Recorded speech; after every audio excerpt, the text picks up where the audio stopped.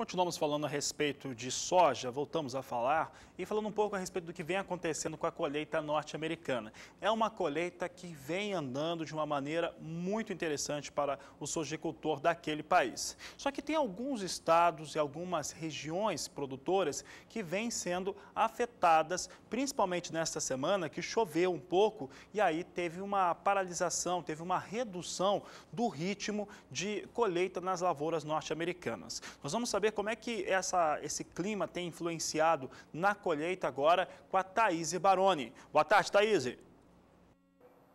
Olá, boa tarde a todos que nos assistem. Realmente, nesses últimos dias, choveu um pouco mais na região dos Grandes Lagos, lá nos Estados Unidos. Essa chuva acabou atrapalhando um pouco as atividades de colheita da soja, que estão um pouco mais atrasadas em relação ao mesmo período do ano passado.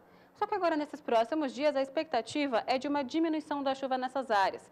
Na verdade, nessa próxima semana, em praticamente todas as áreas produtoras, o tempo vai ficar firme e as condições seguem bem mais favoráveis à colheita. O que continua ainda bastante intenso por lá é o frio, já que as temperaturas continuam bem baixas, especialmente a temperatura mínima, que caiu bastante em toda essa área e ainda vai ficar assim nesses próximos dias. A temperatura máxima ainda sobe um pouco em algumas áreas do meio-oeste americano, mas na região dos Grandes Lagos e nas principais áreas produtoras, até mesmo a temperatura máxima já fica bem mais baixa em relação às últimas semanas.